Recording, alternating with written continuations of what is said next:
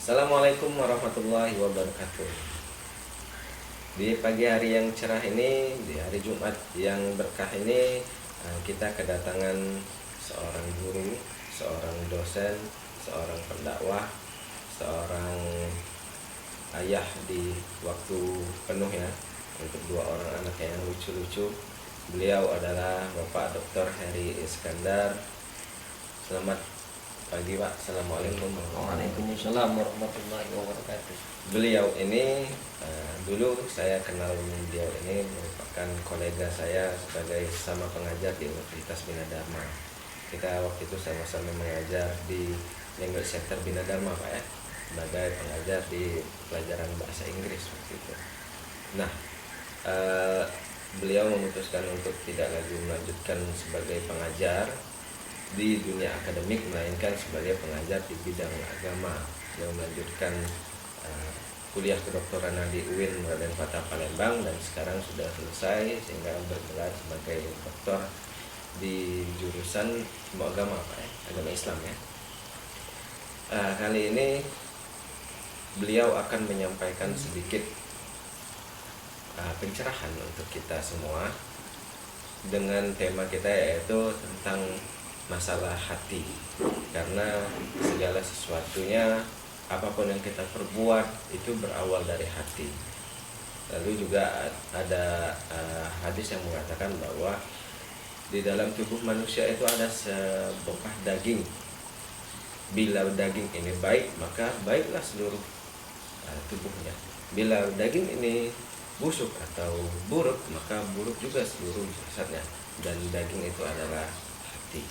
Maka kita sama-sama mendengarkan petuah dari beliau. Nanti setelah itu kita akan ngobrol-ngobrol singkat dengan beberapa pertanyaan. Mungkin yang sedang online juga di Instagram boleh mengajukan pertanyaan nanti ya. Waktu dan tempat dipersilakan untuk Bapak Heri sekali. Assalamualaikum warahmatullahi wabarakatuh. Waalaikumsalam. Alhamdulillah wa syukurillah. Allahumma salli wa sallim ala sayyidina Muhammad wa ala alihi wa sahbihi ajma'in. Subhanaka la ilma lana illa ma 'allamtana innaka antal alimul hakim. Rabbi shrah li sadri wa yassir li amri wahlul 'uqdatam min lisani yafqahu qawli. Rabbi zidni ilma warzuqni fahma, amin ya rabbal alamin.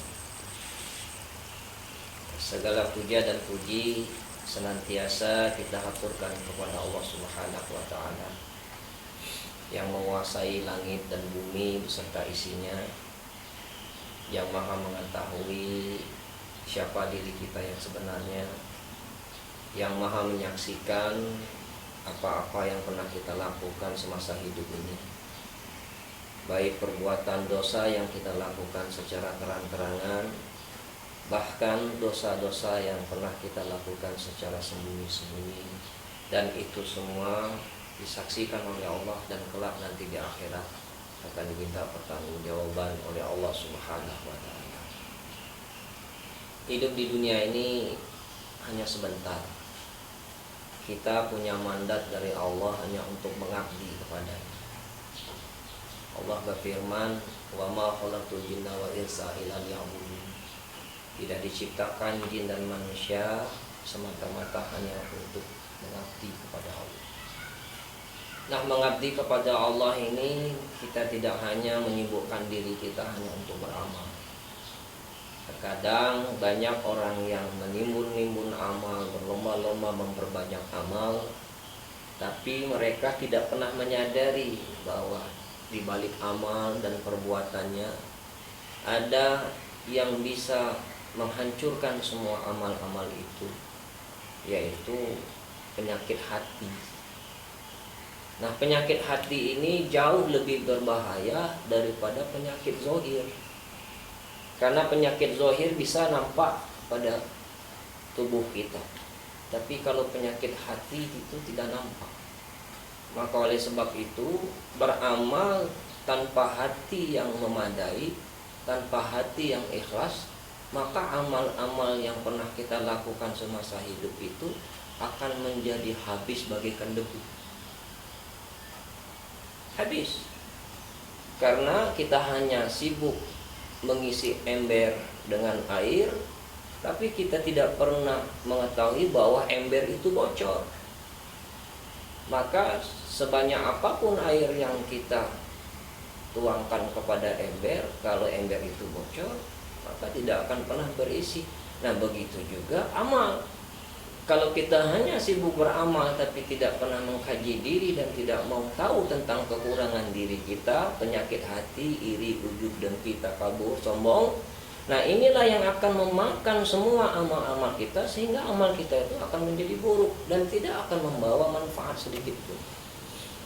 Maka oleh sebab itu memang kita harus dianjurkan harus menjaga hati agar hati tetap bersih. Karena amal itu bergantung dengan hati. Maka seperti yang Pak Putri katakan tadi, inna fil jazadi mudghah, di dalam tubuh manusia itu ada segumpal daging. Iza suluha suluha jasadu kulluhu wa iza fasada fasada jasadu kulluhu ala wa hiya qalb. Apabila baik daging itu, maka baiklah semua seluruh perbuatan anggota tubuhnya. Apabila buruk daging itu, maka buruklah semua anggota tubuhnya. Itulah hati. Maka yang dinilai oleh Allah itu cuma dua. Rasulullah pernah bersabda, Innallaha ta'ala la yanzuruna ila suwarikum wa ajsamikum walakin yanzuruna ila qulubikum wa amalikum. Sesungguhnya Allah itu tidak melihat wajahmu, wajah, topeng, gelar, pangkat, jabatan, kedudukan. Allah tidak melihat itu. Kemudian Allah tidak melihat tubuh kita, hitam, putih, besar, pendek. Dan itu semua tidak diperkirakan oleh Allah dan tidak dilihat oleh Allah. Tapi yang dilihat Allah itu hanya dua, qulubikum wa amalikum, hati dan perbuatan. Maka oleh sebab itu, sebelum kita beramal, luruskan niat. Kalau niatnya sudah karena Allah, kemudian sempurnakan ikhtiar, usaha. Mudah-mudahan kalau niat sudah lurus, ikhtiar sudah baik, mudah-mudahan akan Allah berikan hasil yang terbaik. Dan ingatlah, kita tidak boleh tidak yakin bahwa sesungguhnya Allah itu menyimak program kita ini, menyimak hati kita ini, dan menyaksikan apa yang kita perbuat. Mudah-mudahan kita bisa beramal sesuai dengan apa yang dikehendaki oleh Allah, dicintai dan disayangi oleh Allah. Wallahu a'lam bishawab. Alhamdulillahirabbil alamin. Setelah kita dengarkan bersama-sama sepenggal tausiah dari Bapak Dr. Heri Iskandar. Jadi ada dua hal yang dilihat oleh Allah terhadap makhluknya, yaitu hati dan juga perbuatannya, yaitu qulub dan juga amal, ya. Betul ya Pak Ustaz. Jadi kita bertanya-tanya nih Pak Ustaz, bahwa yang maha tahu tentang hati seseorang itu kan hanya Allah. Apabila dia berbuat sesuatu, ternyata hatinya tadi tidak sesuai dengan apa yang dia perbuat, karena tadi kan kita bilang bahwa Allah hanya melihat dua, hati dan juga perbuatan.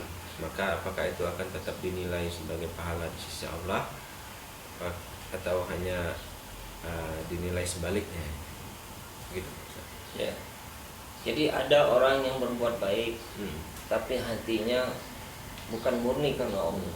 Misalnya untuk riya, Contoh untuk riya atau takabur, ingin diakui dan ingin dipuji, disanjung karena dia punya ilmu, karena dia banyak amal, biar orang semua tahu bahwa dia orang baik. Nah, itu semua sedikit pun tidak ada yang dibalas oleh Allah dengan kebaikan.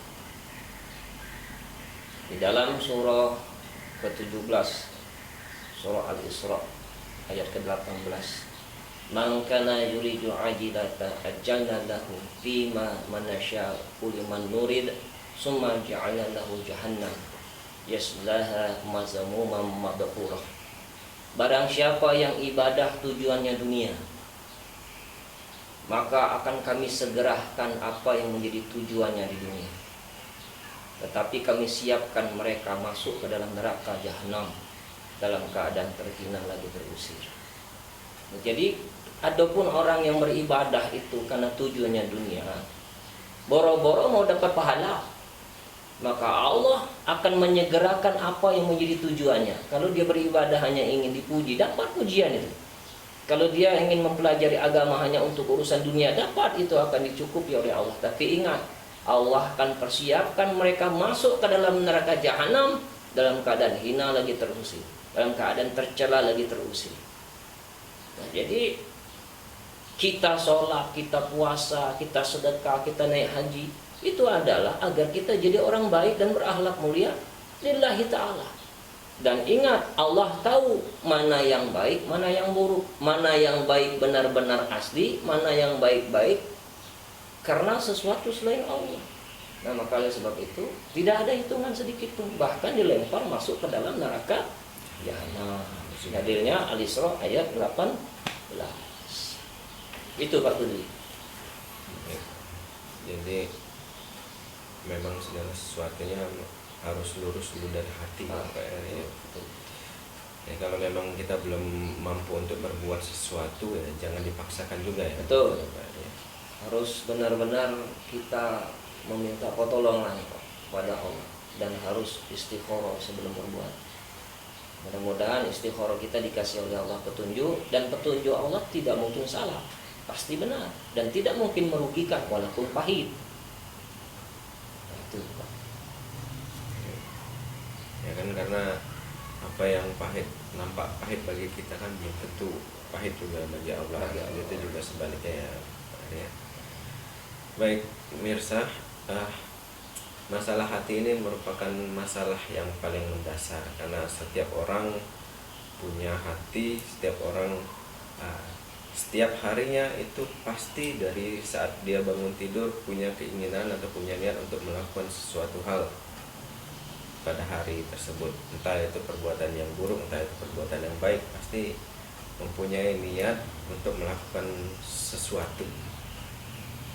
Nah, pertanyaan berikutnya, Eri, apakah sama yang didapatkan oleh seseorang jika ia melakukan perbuatan yang bermanfaat untuk dirinya, yang hanya bermanfaat untuk dirinya, dan ketika melakukan perbuatan yang bermanfaat untuk dirinya dan juga orang lain? Apakah sama, Mbak Eri? Jadi kalau ingin kita mensyiarkan kebaikan itu harus berawal dari mensyiarkan diri sendiri. Sebagaimana Allah telah menjelaskan, ya ayyuhallazina amanu qu anfusakum wa ahlikum narah. Hai orang-orang yang beriman, jagalah dirimu dan keluargamu dari siksa api neraka. Jadi dakwah yang paling efektif itu adalah dakwah yang berawal pada diri. Dakwah merubah dari diri sendiri, sehingga dakwah yang kita lakukan dengan perbuatan ini jauh lebih efektif dibandingkan kita berdakwah dengan lisan. Kemanfaatan diri kita ini akan menularkan kepada orang lain jikalau kita berawal dari memperbaiki diri. Jadi kalau kita sudah belajar untuk memperbaiki diri, maka anak, istri kita, tetangga kita, mahasiswa kita, murid kita, tanpa sengaja kita telah berdakwah dan dilihat dan dirasakan. Karena orang yang mendengar ceramah dengan melihat dengan perbuatan itu jauh lebih baik dengan perbuatan daripada berkata baik tapi tidak ada satupun yang dia amalkan. Lima taquluna ma la taf'alun kabura maqtan indallahi an taqulu ma la taf'alun. Kenapa engkau mengatakan sesuatu tapi tak kau amalkan? Maka di sisi Allah kebencian yang akan dia terima. Maka oleh sebab itu, maka akan mendapatkan manfaat bagi orang banyak apabila hal itu sudah bermanfaat bagi diri kita. Wallahu a'lam bishawab. Insyaallah. Jadi memang berawal dari hati dan berawal dari kita dari dulu diri, ya, Pak. Jadi apa yang kita perbuat, apa yang kita lakukan itu lebih bermakna jika kita duluan yang mempraktekannya. Jangan cuma kita nyuruh sholat tapi kita nggak sholat gitu kan ya. Jangan kita mendakwahkan harus puasa tapi kita sendiri bolong-bolong misalnya ya. Benar. Jadi memang Iya, eh, lanjutan ayat tadi benar itu ya Pak ya, kabura maqtan indallahi an taqulu ma la taf'alun ya, Pak ya. Allah sangat membenci orang-orang yang ah, menyuruh melakukan sesuatu tapi tidak melakukannya. Betul. Di zaman sekarang ini kita lihat bahwa ada pergeseran pola dakwah ya Pak Heri. Kalau dulu misalkan zaman Rasulullah dakwahnya spontan, dakwahnya di depan halayak umum. Sekarang metode dakwahnya banyak dilakukan orang melalui media sosial. Mungkin seperti kita sekarang ini contohnya Pak Eri. Apakah ini masih termasuk hal yang dibenarkan di dalam agama kita Pak Eri? Sedangkan kita tahu bahwa semua media sosial katakanlah itu milik orang-orang yang kafir, bukan orang-orang yang muslim. Jadi kita memanfaatkan media sosial ini untuk ajang dakwah, dan untuk orang-orang yang mendengarkan dakwah melalui media sosial, apakah ini juga mendapatkan pahala yang sama dengan orang yang datang langsung di kajian atau pengajian misalnya? Yang jelas cara berdakwah itu banyak metode. Ada yang langsung face to face, kita buka pengajian, datang jemaah ke masjid. Ada yang berdakwah melalui media sosial karena keterbatasan jarak dan waktu, sehingga kita melakukan dakwah ini melalui media sosial biar jangkauannya lebih luas, dilihat oleh orang banyak dan banyak kemanfaatan. Terlepas dari kita berdakwah di televisi-televisi yang tidak seakidah dengan kita, dan itu jangan jadi suatu permasalahan yang besar. Karena bagaimana orang bisa akan mendapatkan hidayah kalau kita umat Islam ini tidak menjadi bukti bahwa Islam itu sebenarnya indah. Dan bagaimana pula orang-orang yang bukan muslim akan mengerti tentang indahnya Islam kalau kita tidak menyampaikannya? Dan bagaimana mungkin orang-orang yang bukan Islam akan mendapatkan hidayah kalau kita sebagai umat Islam ini tidak mendoakan? Jadi kalau dalam urusan muamalah diperbolehkan kita bergaul. Dan dalam urusan berdakwah di mana saja kita diperbolehkan berdakwah untuk membuktikan bahwa umat Islam itu sebenarnya baik, bahwa sesungguhnya umat Islam itu indah. Dan kitalah buktinya. Dengan apa membuktikan bahwa Islam itu baik dan indah? Dengan perilaku. Sampaikan yang benar, data yang benar, jangan dibuat umat itu jadi bingung dan membingungkan. Sebarkan kasih sayang, kebaikan, sehingga mereka mengetahui bahwa inilah sosok bukti Islam itu seperti ini adanya. Sampaikan dengan benar, dan jangan lupa kita doakan. Dan kita berharap besar agar mereka orang-orang yang bukan muslim ini bisa memeluk agama kita. Itu bukan didasari karena paksaan, tapi karena memang benar-benar dia mengerti tentang Islam. Tahu tentang Islam, masuk Islam jauh lebih baik daripada Islam karena keturunan yang tidak mengerti tentang apa-apa tentang Islam. Maka oleh sebab itu berdakwah di mana saja, kapan saja, dimanapun kita berada, selagi itu ada nilai-nilai kebaikan, mari kita harus bersemangat untuk menyampaikan yang benar, dan kita sebagai buktinya, dan kita doakan mudah-mudahan mereka sering mendengarkan kebaikan dari agama kita, dari orang Islam sebagai bukti kebaikan. Dengan kasih sayang maka akan turun rahmat, yaitu hidayah taufik bagi mereka. Wallahu a'lam bishawab. Jadi walau kulihat walau kana muron ya Pak. Katakanlah yang benar meskipun hal itu pahit. Yang kita sampaikan, yang kita dakwahkan semuanya yang mengandung kebenaran dari Al-Quran dan hadis. Dan kita juga harus menjadi duta Islam yang baik ya Pak ya, agar orang-orang yang masih belum mendapatkan hidayah, meskipun dia Islam tapi belum mendapatkan hidayah, misalkan belum rutin sholatnya, belum sepenuhnya menjalankan syariat agama misalkan, ya kita doakan, kita contohkan yang baik, agar orang tadi bukan hanya mengikuti apa yang kita katakan, tapi juga mengikuti apa yang kita lakukan. Seperti itu ya. Baik, mungkin pertanyaan selanjutnya Pak Eri.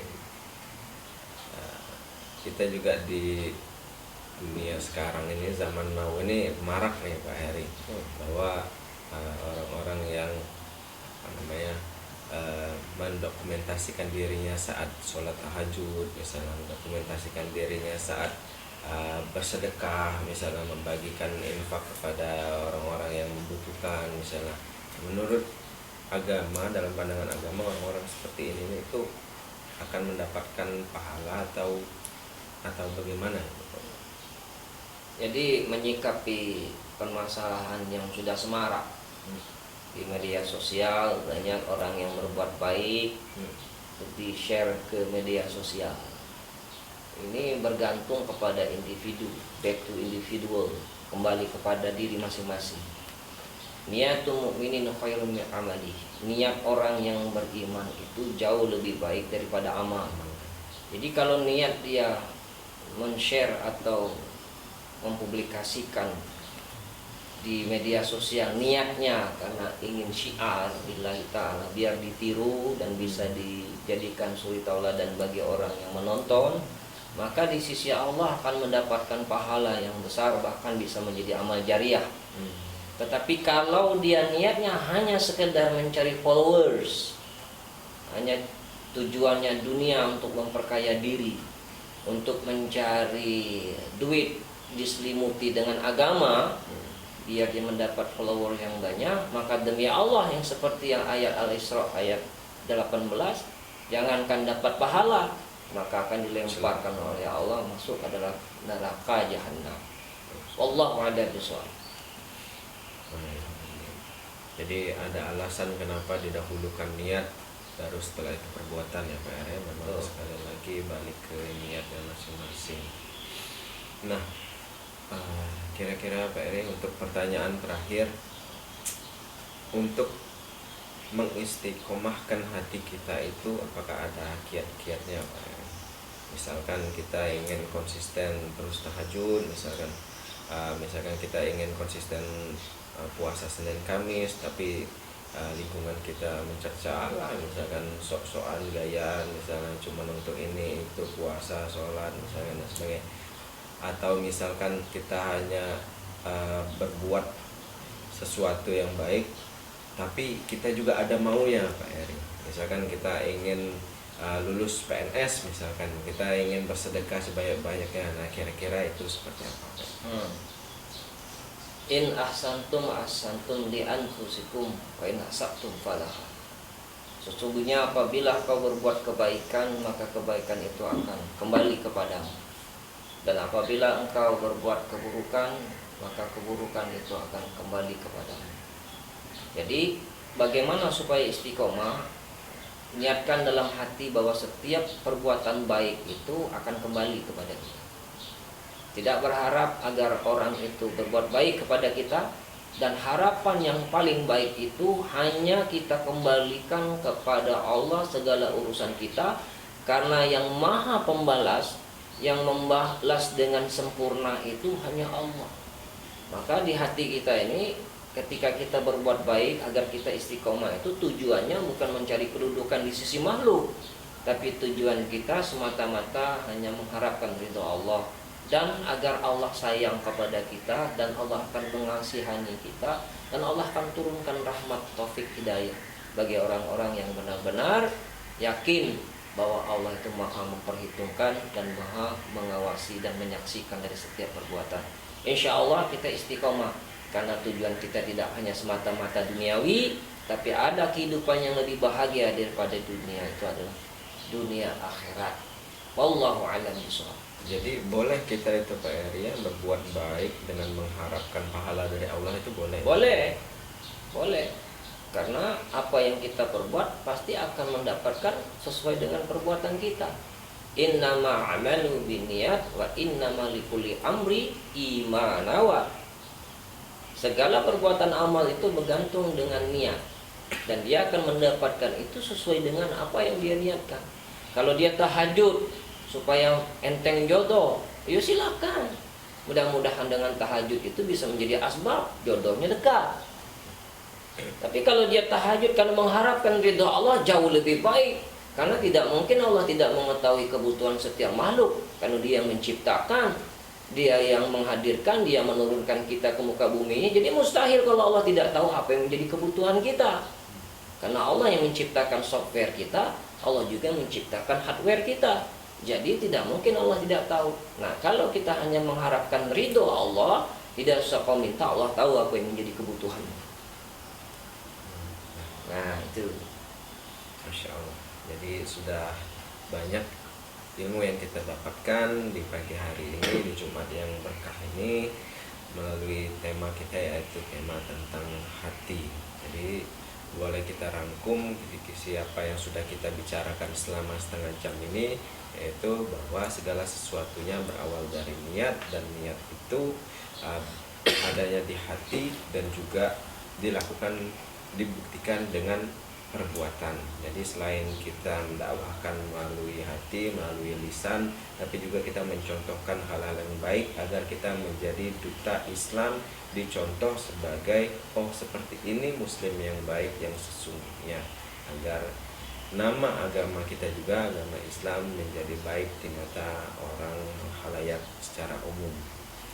Dan mungkin ditutup dengan doa ya Pak Eri, agar cara kita pada pagi hari ini menjadi lebih berkah dan mengharapkan rahmat ridho dari Allah Subhanahu wa taala.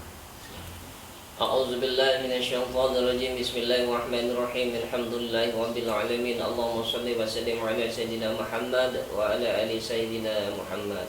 Ya Allah, ya Tuhan kami, berkahi acara kami pada pagi hari ini dan berikan kemudahan bagi hari ini ya Allah. Dan lapangkan dari hati yang sempit dan mudahkan dari segala urusan yang rumit.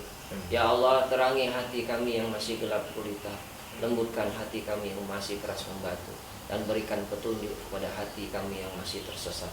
Ya Allah, ya Tuhan kami, ampunkan dosa-dosa kami, dosa ibu bapak kami, dosa sahabat kami, dosa jemaah-jemaah kami, agar Engkau memberikan ridho, agar kami bisa selamat dari fitnah dunia maupun fitnah akhirat. Ya Allah, tanamkan dalam hati kami kecintaan kepadamu dan Rasul-Mu. Tanamkan dalam hati kami keistiqomahan dalam berbuat kebaikan, agar Engkau meridhoi kami di dunia maupun di akhirat. Ya Allah, jadikanlah kelak keturunan-keturunan kami Engkau karuniakan keturunan yang soleh dan soleha, dan jangan Kau karuniakan kepada kami anak yang durhaka sekecil apapun. Rabbana zulamna anfusana wa illam taghfir lana wa tarhamna lanakunanna minal khasirin.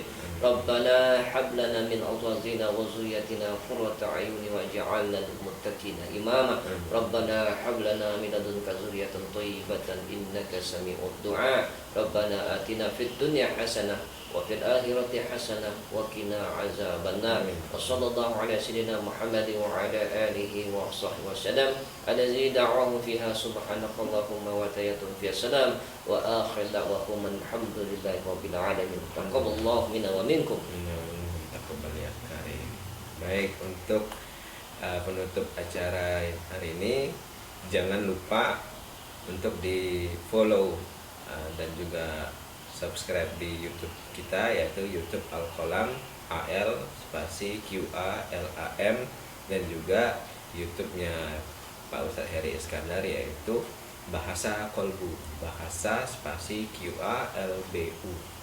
Dan jangan lupa juga download aplikasi kita Al-Qalam di Play Store, sudah tersedia di Play Store. Dan juga kalau ada belum tersedia di iPhone, boleh akses versi webnya, yaitu di www.alqalam.digital.